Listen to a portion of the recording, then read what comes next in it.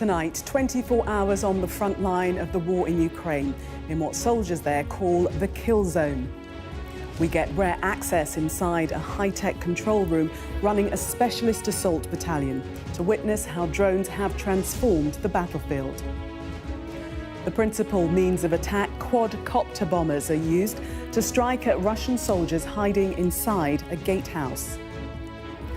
A tense escape as 3 men flee a tank caught in enemy crosshairs. Aerial support attempts to guide them to safety. The head appears And waving a white up. flag when Russian troops surrender, a loudspeaker drone is sent in to instruct these new prisoners of war. We'll have an extended special report taking you inside this new type of warfare.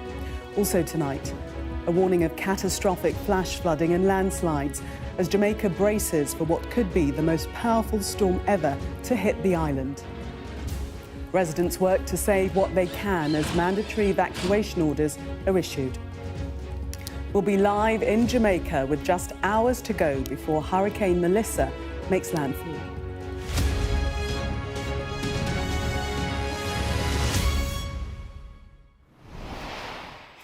Good evening. Drones have transformed the battlefield, especially in Ukraine. Instead of trenches, there are now vast areas where drones patrol the skies, looking for soldiers to attack. They call it the kill zone, and a Sky News team has been given unprecedented access to it.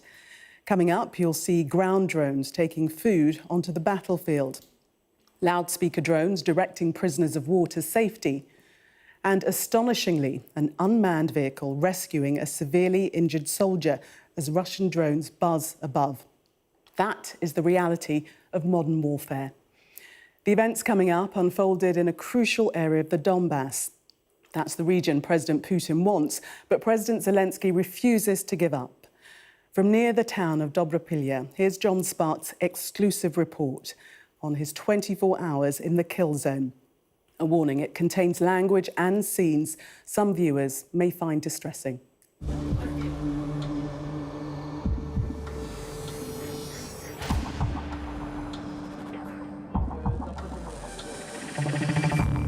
"24 hours in the kill zone on Ukraine's eastern front. 24 hours of life and death and terror. As an assault brigade in the National Guard tries to push the Russians back.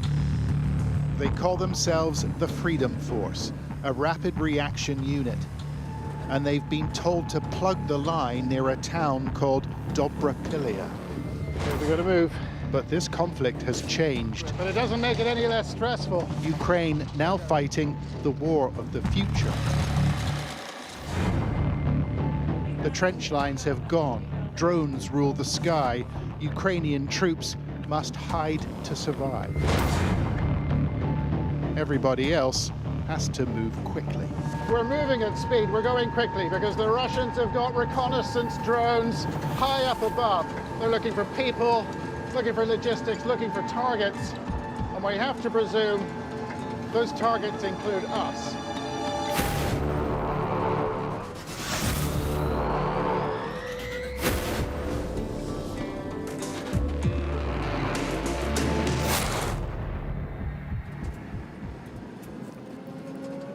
Ukraine's national emergency is more like a series of emergencies that take place every single day. It's the command center. Something our team discovered underground at the Freedom Force control room. It looks like a gaming hub, but these men are directing the war. Раніше війна, яка була велика, окопна лінія, за нею стоїть артилерія, спереду стоїть піхота. Зараз це трохи не так. Now, both sides contest a kill zone, a strip of land where soldiers conceal themselves in holes and ruins from enemy drones up above. 24-year-old Mikola is the unit's deputy commander. How important are these drones? How important are they to your battalion? Це надзвичайно важливо. В умовах обмеженого ресурсу людьми, якщо у росіян немає цього обмеження, вони можуть відправляти сотні штурмових груп, ми не можемо так робити. Ми не можемо жертвувати взагалі жодною людиною. The Ukrainians have surrounded 200 Russian soldiers in several pockets northeast of here, and enemy positions have been sighted in this factory. Mykola says the brigade is preparing to strike. Через 3 хвилини вийде танк на рубіж відкриття вогню. Ми побачимо, як танк знищує орків. We are about to witness a live operation. Зараз на весь екран зроблять. From the control room, we see a Ukrainian tank moving at speed towards the factory. Абрамс. It's deep inside the kill zone, and Russian attack drones will try to destroy it. How are you protecting the tank from Russian drones? Оці от мангали, як нашивали росіяни на початку війни, всі з них сміялися, але дуже ефективний засіб для захисту танку. І да, він повністю обшитий.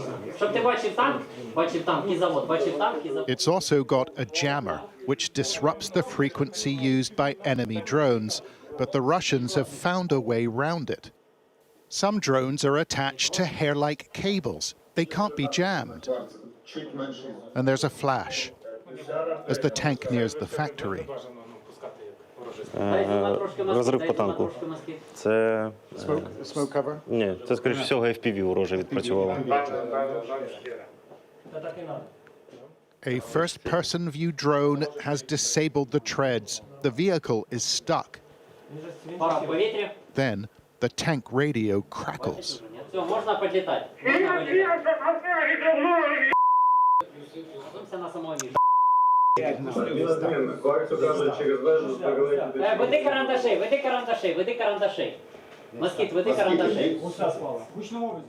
The tank crew decides to make a run for it, and the control room try to reach them on the radio. The commander's call sign is Bender. Бендер, не залишайтесь, давайте до водонапорної башні, Бендер. Зенітчики біля водонапорної башні.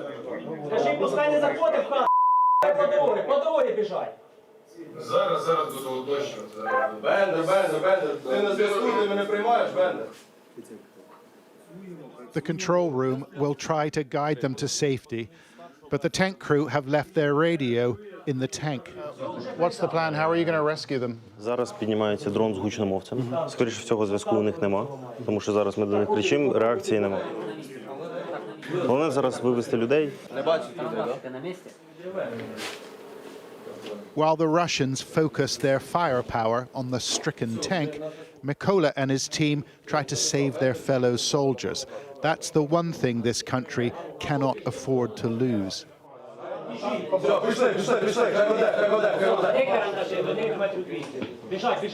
Це підлетів дрон з гучномовцем, записав їм запис і вказує їм зараз, що робити. Все, тепер... Ось водонапор. Все, забігай. Все, зустріли їх? Ні, ти ще ні. Ще не бачу. Та їм лівіше, хай не біжуть туди.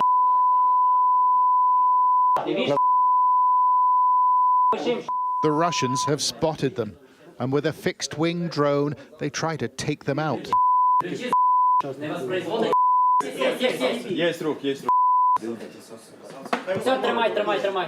But 40 nerve-shredding minutes later, Bender and his crew reach a position of relative safety. Кричить мухомор.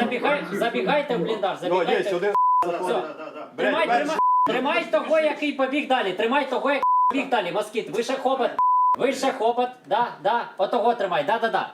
Скажи йому, запиши йому, повернись в окопну лінію. Their terrifying ordeal is almost over. Всі три. Так. Всі три, пускай мухомор скаже, що... The tension in the control room begins to ease. Все, людей вдалося довести до безпечного місця, вони зайшли на позицію наших хлопців, і як зменшиться туди увага, ми вже їх евакуюємо. Танк, на жаль, втрачений, але Всі три на місці. така війна. Але... Знаємо вже, вони вже... Зараз доповіла позиція. However, Mykola and his team don't have much time to dwell on it. An enemy position has been spotted. Дай зум на будку. When the tank crew evacuated their vehicle, Russian soldiers were shooting at them from the building on the left. a solid-looking gatehouse, but they've given their location away. Фара, ти в повітрі. The Ukrainians move in with their bombers, quadcopter drones with a payload of explosives. Фар, давай, слідуючий борт, підлітає, роздивляється. The objective here is simple: take the enemy down. Повтори. Це ми будемо впевнені, що вони не вижили, коли будинок буде зруйнований.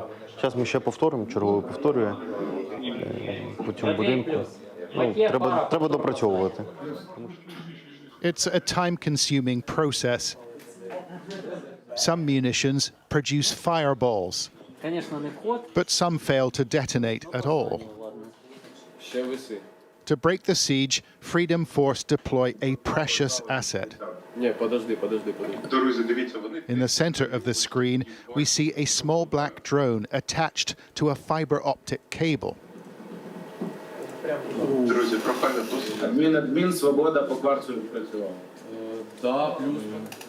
But this massive explosion is followed by signs of life.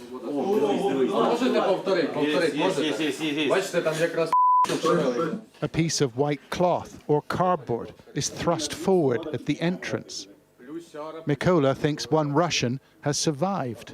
You think they're still alive in there? Зрозуміло, що він вже не боєздатний, він вже, скоріш всього, поранений після таких вибухів, але будемо допрацьовувати, щоб наверняка. Can you ask him to surrender? Can you ask him to give up? Зараз, я думаю, ми ще раз відпрацюємо і запропонуємо з гучномовця здатись. Можемо, в принципі, і зараз спробувати. As a fire spreads through the building, the control room records this message. Русский солдат, сдавайся, выходи с поднятыми руками и иди за дроном. It is an extraordinary moment. But there's no response, and the brigade drop another bomb.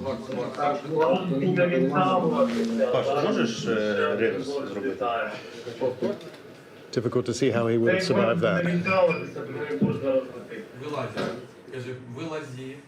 Then, unbelievably, we see a survivor, a Russian soldier waving a white flag. A head appears and looks up and looks around before deciding to move into the light.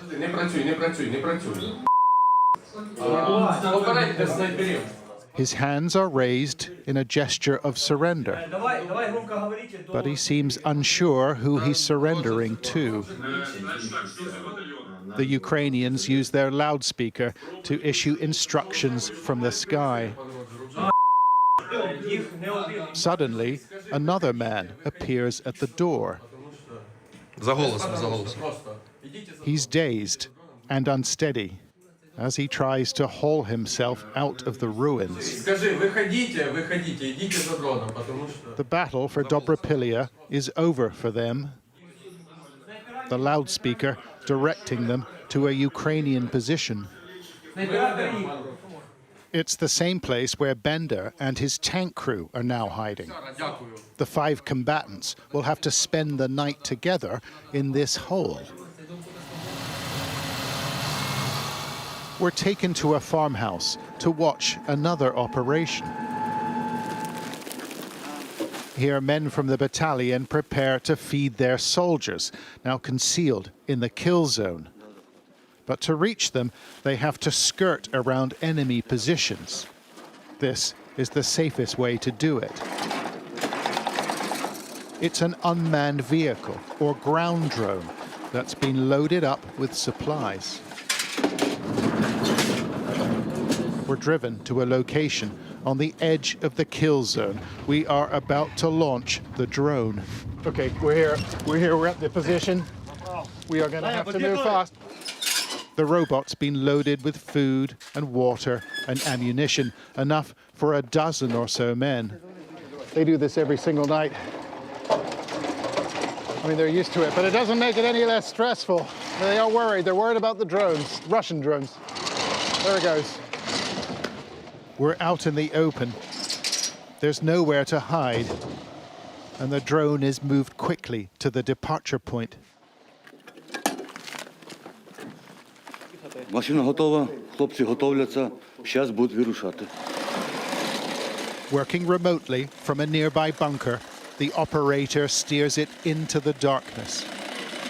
The beginning of a journey that will test every member of Freedom Force. When we get back to the control center, we're told the mission has changed. The robot has been reassigned.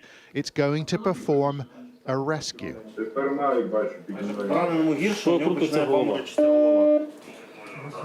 The Ukrainians have conducted an ambush, and one of their number has been shot in the chest. The injured soldier, called Rajik, is losing consciousness, but it's going to take time to reach him. Maybe 5 or 6 kilometers. Okay. 1 hour out. Okay. This won't be easy. To avoid Russian landmines, the operator steers the vehicle into the fields. And when enemy drones are detected, the robot is stopped. If the Russians pick up a heat signal with their cameras, they'll bomb it. This is painfully slow. It's stop, start, stop, start. There's nothing rapid about this medevac. Is it frustrating? Is it frustrating for you to watch this? The progress is so slow. Ми живемо в цьому стресі. Більше всього прийдеться нервувати, коли вже поранений погрузиться і буде їхати назад. Тоді це будуть нерви. Mikola is joined in the control center by the senior duty officer, who asks us not to film his face. Давай газуй потихеньку. Бачите, вони світяться білим. От перед тобою куч, їжджай же його. Молодець. The senior officer needs to find a place in the kill zone where the injured soldier can be loaded onto the drone. But he's also trying to manage the risk. Давайте швидше йдіть. There are Russian reconnaissance drones operating above. Кажу лівіше, під посадкою, лівіше. But the soldiers in the field are struggling as they haul their injured colleague through the trees. Він не може йти, він не може йти. Розвертайся лівіше, треба підійти. То допомагайте йому, допомагайте його нести. As they edge their way through the darkness, the camera on the ground drone picks them out. Молодці, бачу, допомагайте прийом. Зараз ложите, удобно, таким чином, щоб чому не було больно. But there's a problem. His blanket is covering a panel which links the drone to the internet, and the soldiers haven't removed the food and water. Знімайте провізію і не трогайте Starlink, там Starlink на ньому стоїть. Зараз поправте його назад. Without the internet, the drone operator can't drive it. Ти бачиш Starlink? Там такий квадрат стоїть. Ліва кнопка така, да? Да, квадрат. The tension in the control room is unbearable. They can see what's happening, but they're powerless to intervene. Так, ви провізію забрали чи ні?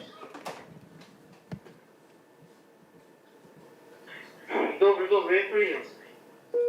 The internet is reconnected and the cameras are cleared, but Rajik's condition is deteriorating.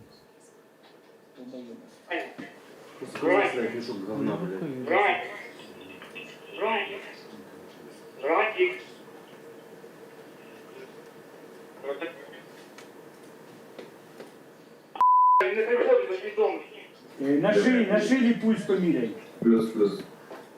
The officer tells the serviceman to check for signs of life.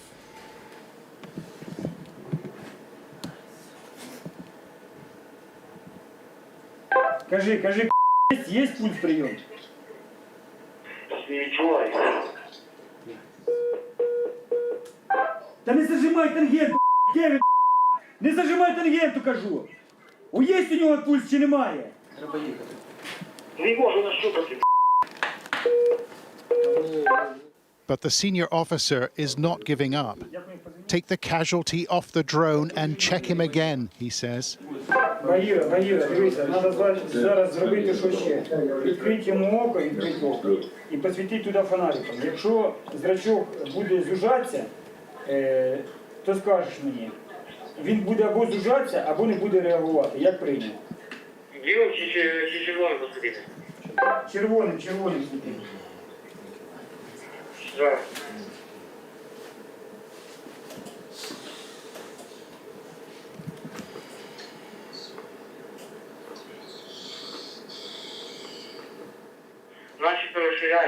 О! A sense of relief floods through the room,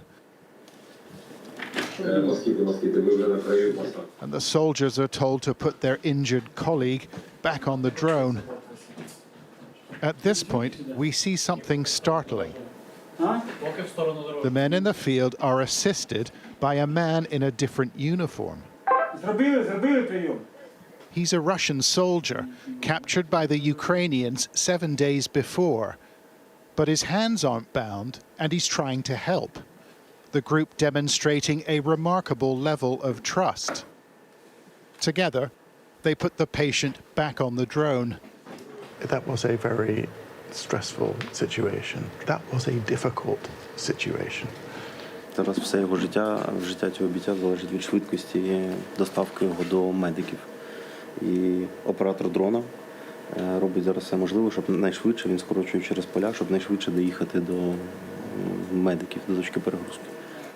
The battery-powered robot, with its ailing patient, is making steady progress now, as every pair of eyes at Freedom Force follows its journey.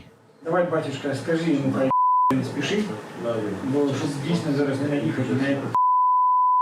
But this is the kill zone, and the unexpected strikes again. Дивіться, хто там у нас ближче, позиції. Something's tangled in the tracks, and the injured soldier has fallen out. The camera on the ground drone shows him splayed across the road. У нас наказ поранений, зараз поранений випав, але він сам не може туди залізти. Хлопці можуть зараз бігати швиденько підцілюватися? He contacts troops in a Ukrainian position and tells them to break cover. Варвар, пускай пульс перевірить. It's another agonizing moment. Плюс, заряд, ну, вже роботи, кого не передали. Плюсер. Скажи, хай пульс передадуть. Да, скажи, що це. Сказати? Там вперед. A cloak designed to reduce the vehicle's heat signature is caught up in the tracks. And the soldiers manage to wrench it free. The ground drone is now operational, and Rajik has still got a pulse.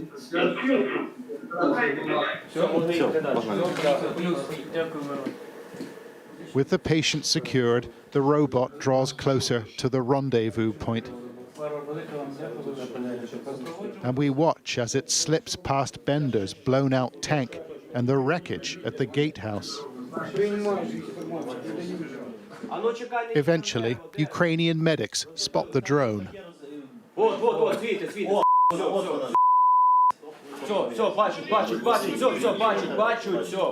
Rajik, the injured soldier, is just a couple of miles now from the nearest medical post. 6 hours. It's taken 6 hours to get this soldier here. We don't know if he's alive. We're going to try and find out at the stabilization point. It's right here.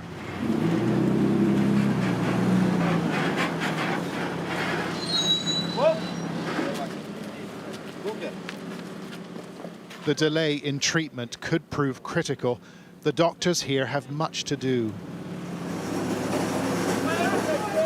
Emergency care is never easy on the battlefield.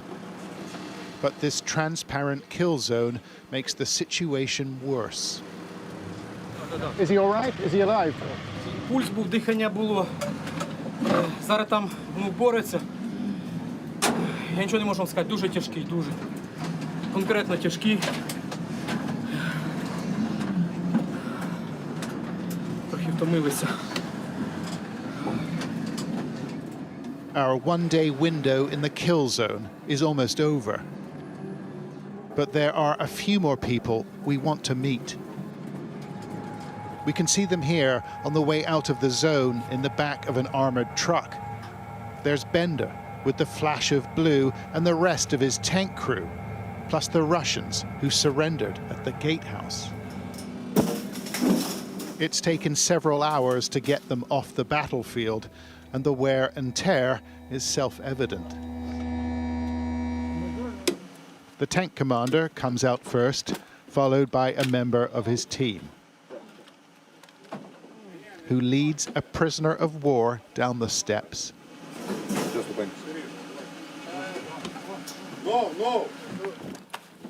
The Russians are ordered to lie on the ground. It's likely they'll be exchanged for Ukrainians held prisoner in Russia. Bender thinks his unit will give him a couple of days off, but he's not so sure about the war. Honestly, will you get back in a tank again? I don't know. You don't know? Не знаю, чесно. Ну, постараюся. Дрон противника, у нас є декілька. As we talk, I notice his hands are shaking uncontrollably. Do you think you've been fortunate? Do you think you've been lucky? Пощастило. Це велика удача. It is big luck.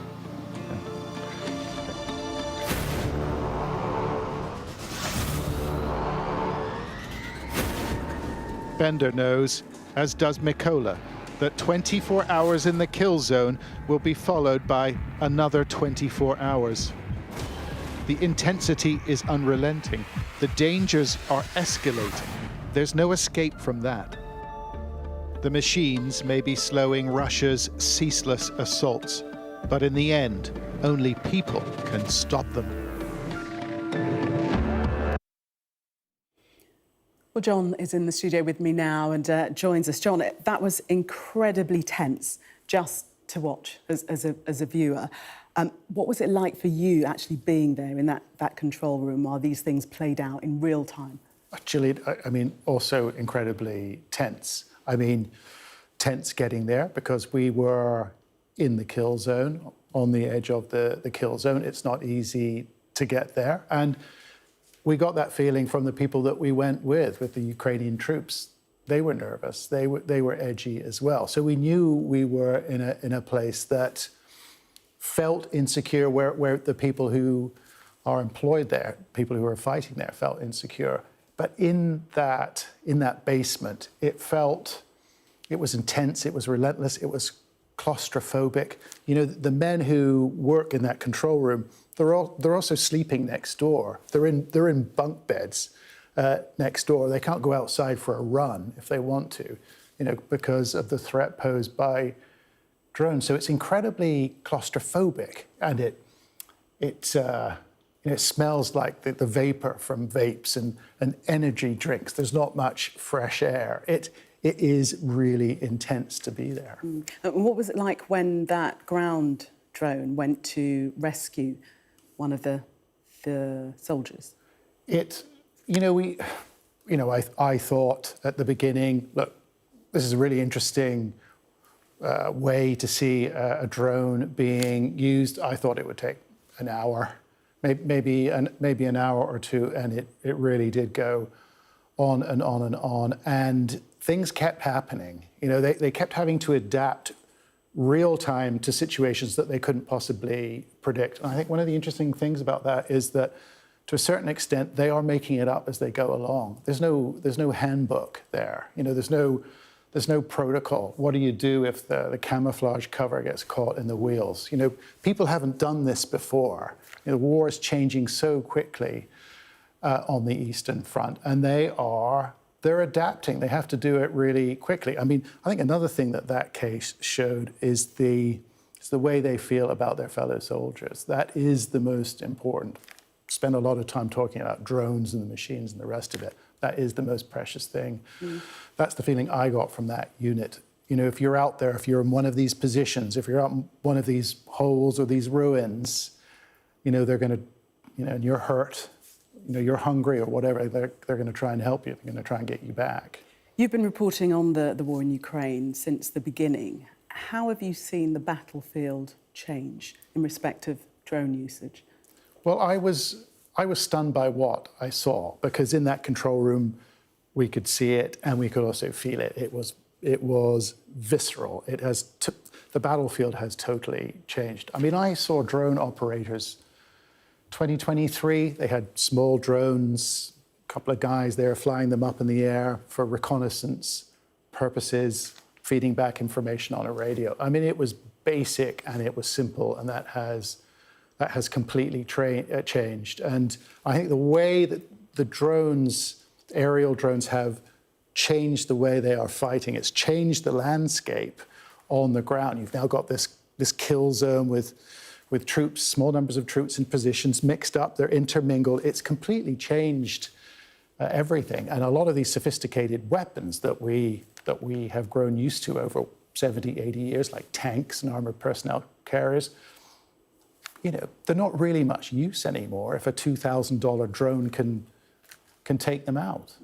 They also give you the opportunity to see the enemy up close. It was just astonishing footage to see the Russians surrendering, and the drone with the loudspeaker telling them to surrender and giving them instructions.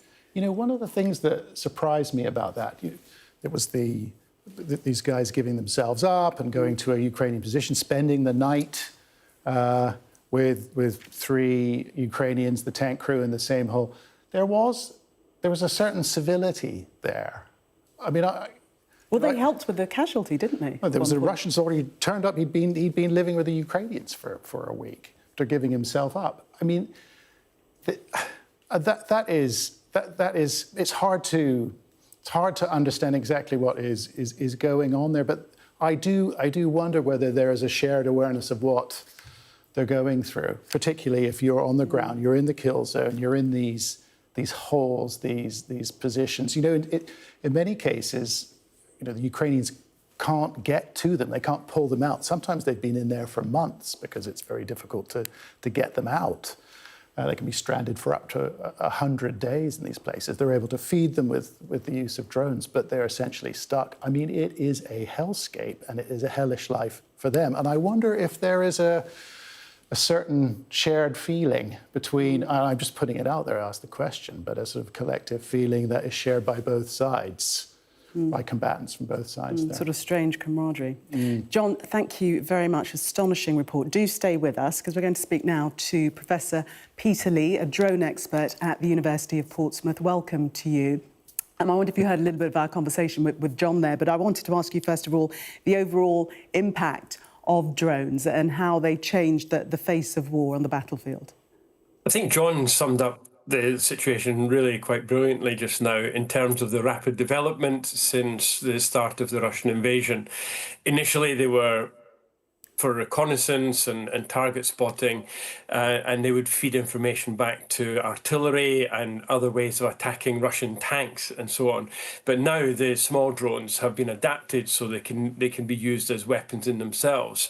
And in an area of 2, 3, 4 kilometers, a front of 2 or 3, 4 kilometers, there can be hundreds of those small drones in the air at any one time. And so it becomes electronic warfare, and you almost can't have anyone move on either side without their life being at risk. So it really has changed what that front looks like, and it's affecting how every country around, not only Ukraine, but its neighbours and other NATO countries, thinking about how would we respond to drones. And that's a really a live question. It's gone from being a niche interest a few years ago to really an important question to be addressed now for the safety of any potential adversary of Russia. The perception is that drones provide a separation from reality. You're removed somewhat from what's actually happening, but you think it's exactly the opposite. Yes, absolutely. I between 2016 and 2018, I got special access to the Royal Air Force Reaper Force, our drone crews, if you like, except they're flying aircraft with 20-meter wingspan rather than small quadcopters. And there, the crew members, you can see the effects that it's had on them. And they call it first-person view, the view that the drone pilots, either the ones in Ukraine or the military ones that I watched in the UK, what they are seeing of the enemy, the potential target that they're killing, is closer visually, emotionally, psychologically than an archer's target at Agincourt 600 years ago. That's how visually close they are. So although some people might think and used to think, oh, it's like PlayStation. Look at the film footage that was just shown. Look at the visceral physical reaction of everybody in that command center, the shaking, the legs bobbing, the stress, and they're living that 24 hours a day for months and years on end. So the effect on the crews are really powerful, and it's not just some dislocated game. John, you want to come in? Yeah, Peter, I wonder whether you think, our people in Britain or in Europe, in the British military, are they aware, are they fully cognizant of how the future of warfare is changing and how drones is changing the way wars will be fought in the future? Do they get it? Do they understand what's happening here? I think at a high level, very much so.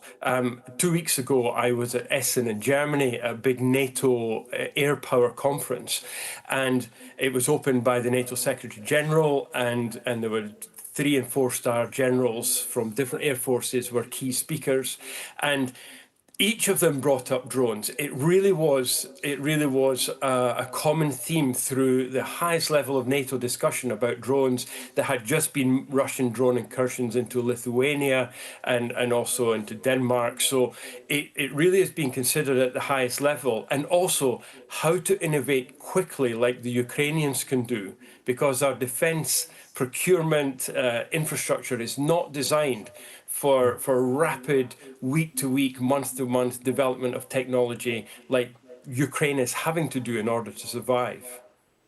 Professor, you've written about something you call moral injury in regards to the use of drones. Can you explain a little bit what you mean by that? Well, moral injury, it can be found in a number of ways, but it's when you participate in something or you witness something that violates your core moral being. So look at those drone pilots in the film footage, the protectiveness that they were showing towards their soldier colleagues on the ground.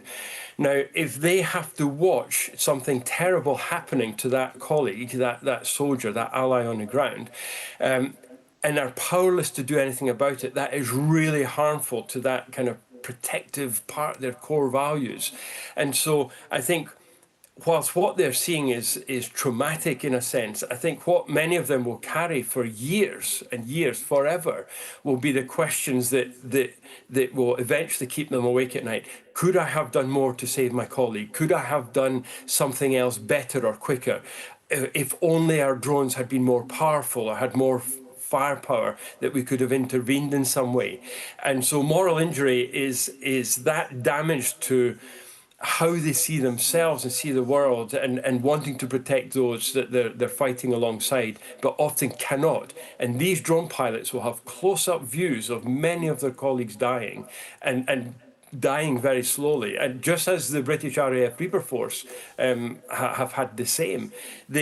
In Syria, through their cameras, through the infrared cameras, they could tell if someone they were meant to be protecting on the ground, say an Iraqi border guards or something, if they came under attack, they would watch the body temperature drop several degrees, and once it got past a certain point, they knew that person had died, and they had to watch it regularly in close-up detail.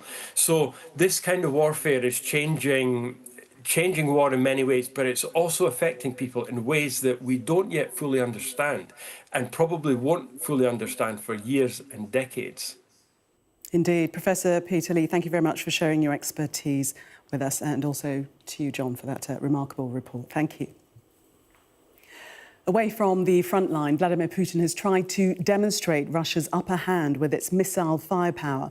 In a clear message to Ukraine and its Western allies, the Russian president has held nuclear drills and boasted about a successful test of a pioneering nuclear-powered cruise missile. Our Moscow correspondent, Ivor Bennett, has the details. Well, this was some pretty unsubtle sabre-rattling from Vladimir Putin. The missile, he said, that was successfully launched and tested yesterday is known as the Burevestnik, which means storm petrel in Russian.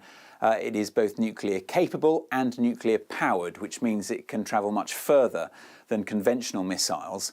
In this case, we're told it was in the air for 15 hours and travelled 14,000 kilometres.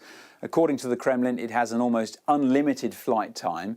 Not only that, Vladimir Putin claims it is invincible. He says it can evade all existing and future missile defence systems.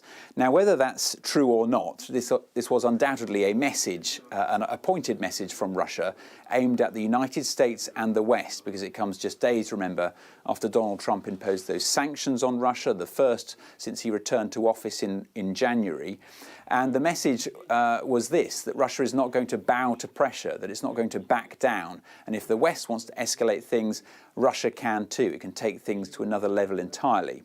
And as if to emphasise that point, Vladimir Putin made this announcement while wearing military fatigues. He was dressed in camouflage. That is rare, and it was deliberate. It was all part of the messaging here. And this isn't the only nuclear-related testing that Moscow has carried out in recent days. In the first half of last week, Russia's nuclear forces carried out drills on land, at sea and in the air to test their readiness for deployment. And that was all part of Moscow's messaging to the United States regarding nuclear arms control. The Kremlin has offered to extend the last remaining nuclear arms control treaty with Washington, which expires in February, and the message there was that this invitation should be acted upon. And I think this latest test can be seen in that context partly, but primarily it feels like the message was to do with Ukraine and the latest developments there, because it was also backed up with a warning from the Kremlin last night from spokesman Dmitry Peskov. He said that in the event of any strikes deep inside Russia, Russia's response will be overwhelming. That was a very thinly veiled reference to this Burevestnik missile. Ivor Bennett there. Jamaica is tonight braced for what could be the strongest storm to hit the island since records began. Forecasters are warning Hurricane Melissa, which has strengthened to the highest category level with sustained winds of nearly 160 miles per hour, will cause extensive infrastructure damage, landslides and catastrophic flooding. The government has issued mandatory evacuation orders, with the country's Prime Minister warning many communities will not survive the flooding. Our science correspondent, Thomas Moore, has been looking at the hurricane's threat. In Jamaica, they are preparing for the worst. The island's strongest hurricane in recent history is expected to bring intense winds, flash floods and landslides. Some areas have been evacuated. This hurricane is moving slowly. It's not going to just come and move on. It's going to really, and I hear it's 25 inches of rain we are expecting here. We are going to be totally flooded. So my heart goes out to the persons who live in those areas in terms of not knowing what is going to happen to them. But we continue to pray. This is Melissa, seen from the International Space Station, a vast vortex of wind with maximum sustained speeds of almost 160 miles an hour. Satellite imagery shows lightning flashes within the eye of the storm. Hurricane Melissa has been tracking west, but it will veer sharply north towards the island, strengthening into a rare Category 5 storm. If the wind speeds are maintained as it makes landfall on Tuesday morning, it will be the strongest hurricane in the island's recent history, possibly passing over the heavily populated capital, Kingston. The rain could prove even more damaging than the wind. Melissa is moving at just 5 miles an hour, so it will take several hours to cross the island. The eastern half could get between 50 and 75 centimetres of rain over 4 days, but parts of the interior could get 100 centimetres. To put that in context, London gets 62 centimetres a year. That deluge is likely to cause mudslides in the hills and flash floods in low-lying areas. Melissa started life as a cluster of thunderstorms off the west coast of Africa early this month, tracking west and becoming a tropical storm north of Venezuela on October the 21st. But over the weekend, it rapidly intensified, fueled by some of the highest sea temperatures on record for the Caribbean at this time of year. Satellite measurements show the water is around 2 degrees warmer than normal. Now, according to Climate Central, the odds of such warm water have been increased by at least 500 times by human-caused global warming. Without climate change, it would have remained a weaker Category 4 storm. Melissa will be the third Category 5 hurricane of the Atlantic season, which starts in June and ends in November. Only 2005 had more such strong storms. Melissa has already lashed Haiti and the Dominican Republic. The islands only caught the edge of the hurricane, but it still caused extensive damage and deaths. Aid agencies fear the impact on Jamaica could be catastrophic. Thomas Moore, Sky News.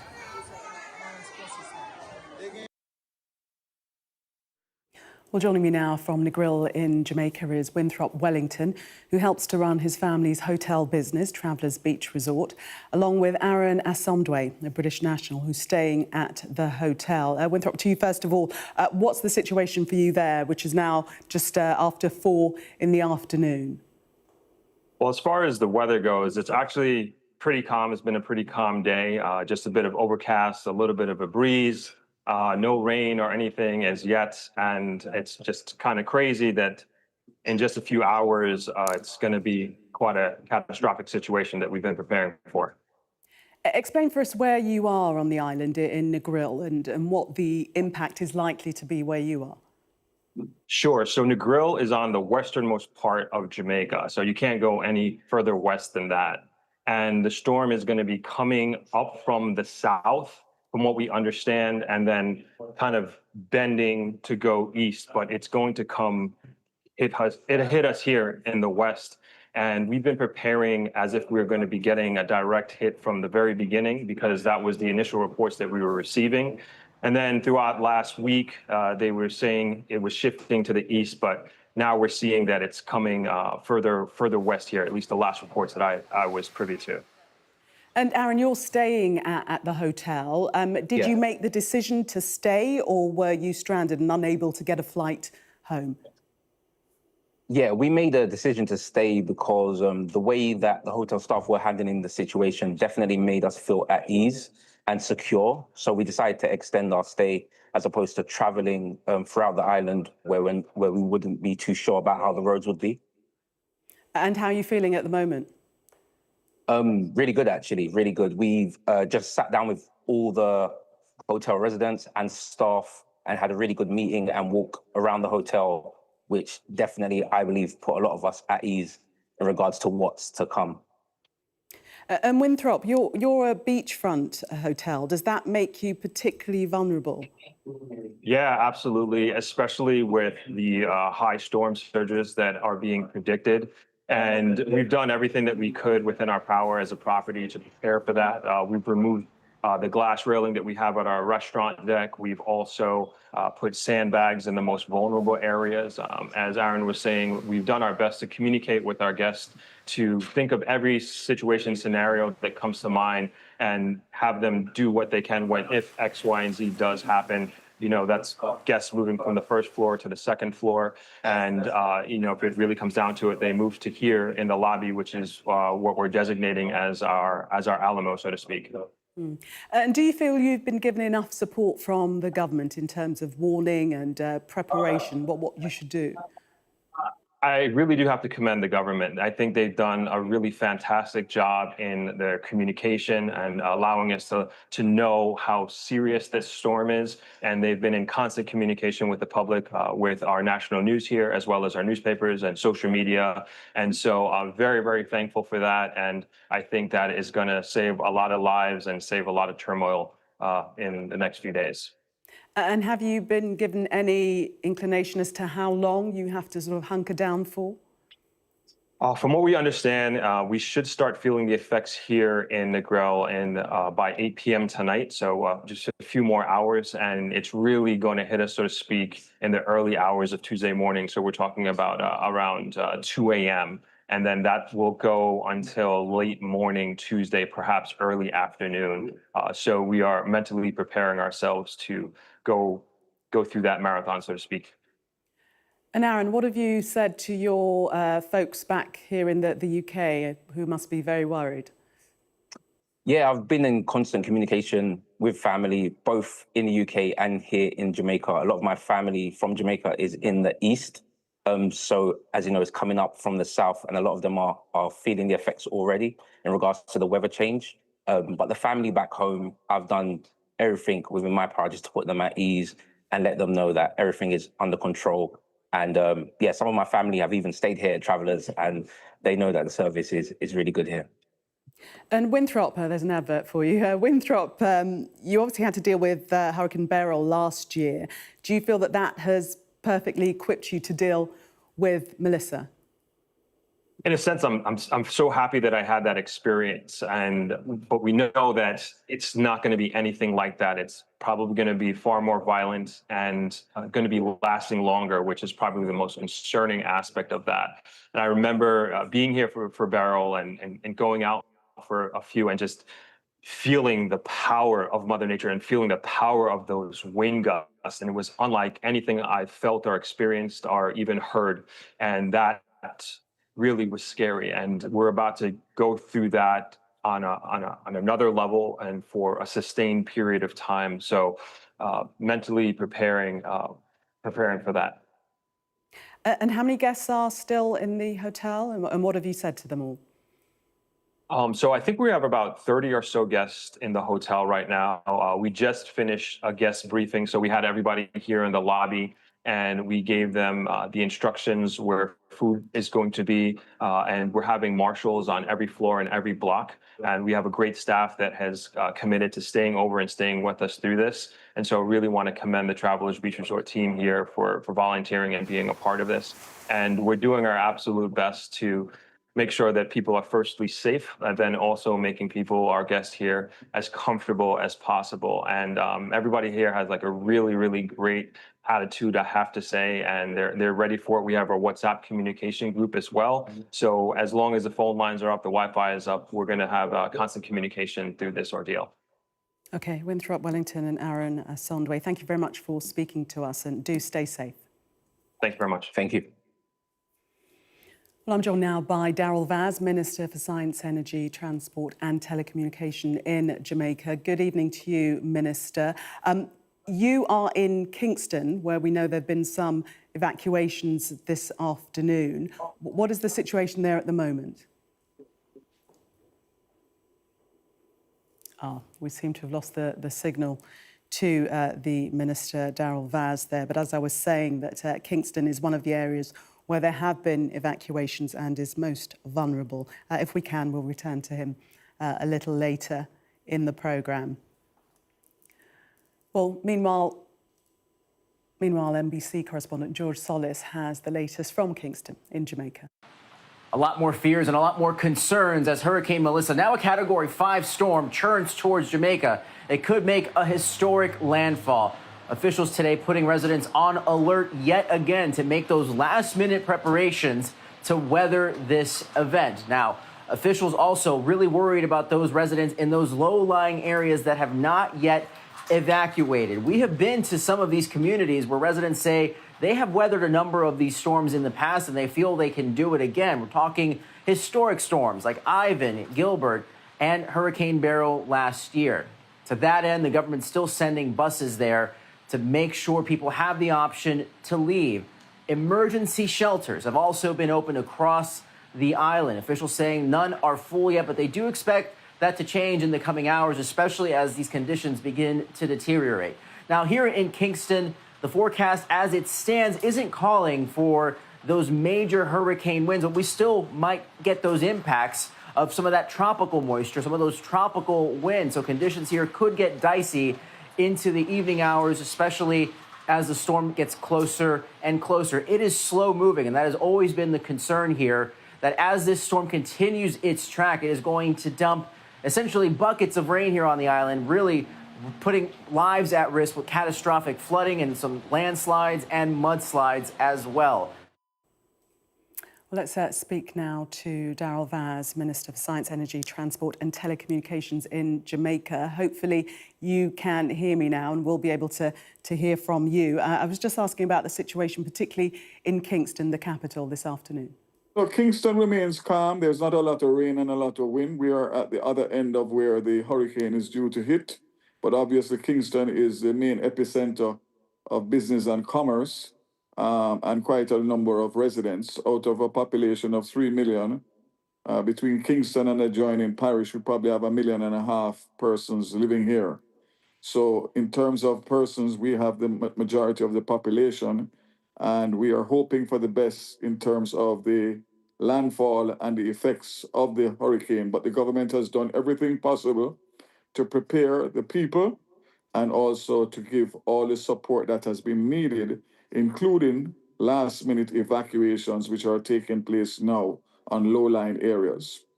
Yes, I was just going to ask you about that. Are some areas of Kingston, have they been evacuated, is that correct? So there have been, not to the level that the government would want. Up to early afternoon, we only had about 350 persons evacuated, which is way below what we would want. But you can understand people are hesitant to leave their houses and their belongings. And we are working as best as possible right into the night to provide buses all around Jamaica to evacuate the last-minute persons who realize the seriousness of the event coming up. How difficult has it been to get people to leave their homes? Are they really recognising the seriousness of the event about to unfold? Very difficult, and it has always been a problem because people basically, they don't take the event as serious as they ought to. And of course, with the slow pace at which this hurricane has approached, we have been in preparation to await the landfall for 4 or 5 days now. So people become even more skeptical as to whether or not this is a reality that's going to hit. So between those things, it's an issue, but we are continuing to work hard with the Office of Disaster Preparedness and Emergency Management to convince them to go to higher ground. Minister, thank you very much for speaking to us this evening, and please do stay safe. Thank you very much. That's all from us tonight on The World. We'll be back tomorrow. News at 10 next. I witnessed the complete destruction of a place linked to my childhood memories. This is insane. I'm Yusra Al-Bagher, Sky's Africa correspondent based in Johannesburg, South Africa. I felt awe when we saw the mountain gorillas in Rwanda. We call him the king of the jungle. This is the alpha silverback. Sky News, get the full story first.